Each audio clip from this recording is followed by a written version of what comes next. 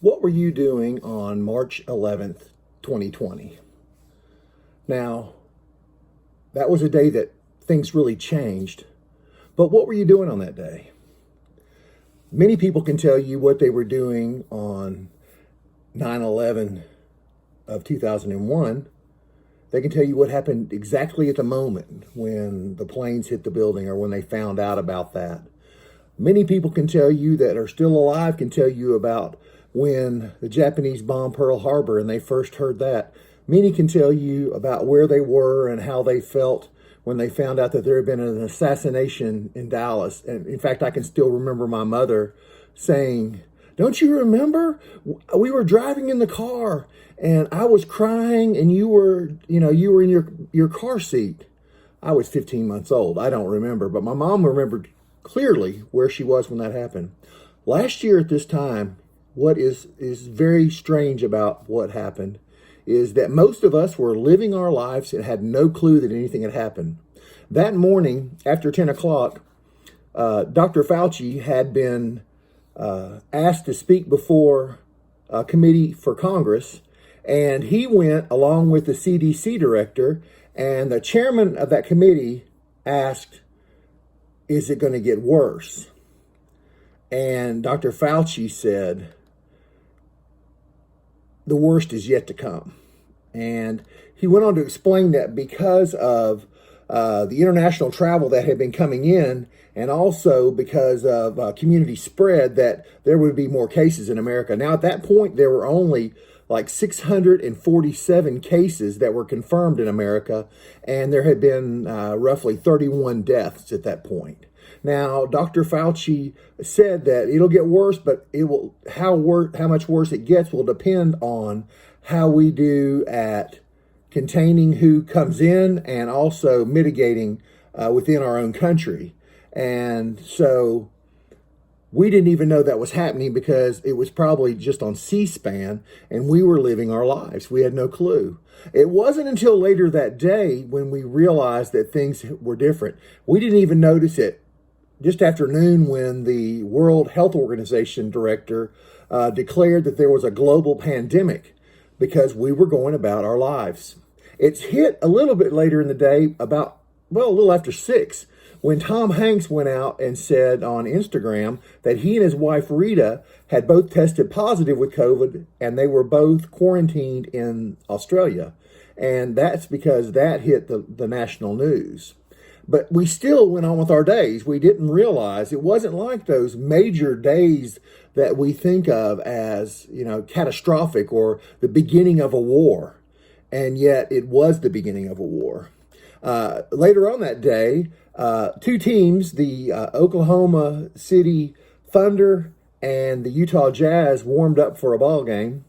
And right before tip-off, the referees or the officials called the two teams' coaches and told them that the game was canceled because one of the players was positive with COVID. And then not long after that, the NBA suspended the season. The Big Ten athletic conference in college was going to go on with their games, but they were going to play with no fans. And then the next day, they ended up canceling their season, as did all the other college basketball leagues. The same thing happened with golf. Golf was going to go on with their schedule, and then the next day they canceled their schedules. And so COVID crept in without us even knowing that this all was happening. And now, we started off on that day where everything changed with 647 confirmed cases and 31 deaths. And now we have over 530,000 deaths. And that is just incredible. When you think about a war, you just think about this, that we have more COVID-related deaths than all the combat wars and all the people that died in combat in all the wars over all the years that our military has fought. And that is just incredible. It is just to the point that if you wanted to try to quantify it, it's almost beyond anything we can think of. 530,000 is just so many. It is if that we had 956 Boeing 747s over this year, loaded up with people, with our loved ones, our neighbors, our friends, or someone that we know's loved ones, and took off and never landed. And it's heart wrenching. So as I remember this anniversary, there's some darkness about it. And then I start to kind of be whiny about it because I still think about how I'm a hugger and I can't hug.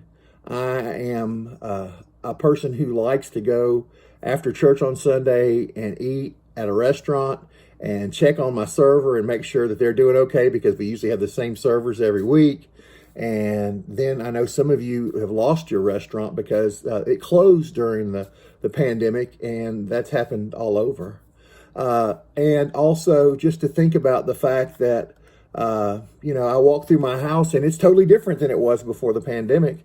My refrigerator, I don't know how your refrigerator is, but my refrigerator has hanging on the side of it on magnets about 15 or 20 masks.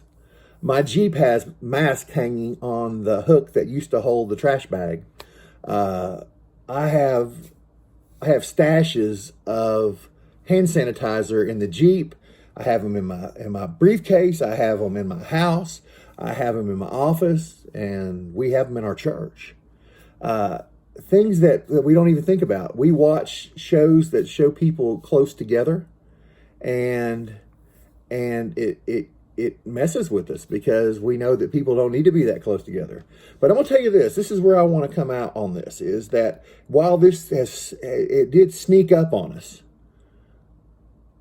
but even with the struggles that we've had with people making masks political or vaccines political, we've stayed above that, because the truth of the matter is, we're all in this together, and no matter how you feel about it, and sometimes you struggle with yourself because, I'm just tired of it. And I know you're tired of it too. But here's the good news. I have not hugged my dad in over a year. My dad has had both of his shots, and he has waited the requisite 2 weeks after his second shot. I will have my second shot in a week. And once I have that wait over with, I will be able to hug my daddy. And I'll be able to do that because the scientists worked to come up with vaccines. And those vaccines are becoming more and more available. And I think that is just a wonderful thing. But I also just want to say this. I thank you for your patience and your perseverance, because, we wouldn't have made it through the way that we have without that. And my heart breaks for those of you who've lost loved ones, or those of you who still struggle with the after effects of having COVID. I would not wish COVID on anybody. There are a lot of people that have weird attitudes about COVID, but I don't want them to learn that lesson. So today I just want to say, keep your chins up. There's light at the end of the tunnel. We remember this anniversary, which is strange and sad, but we also remember it looking forward with hope. Have a great day.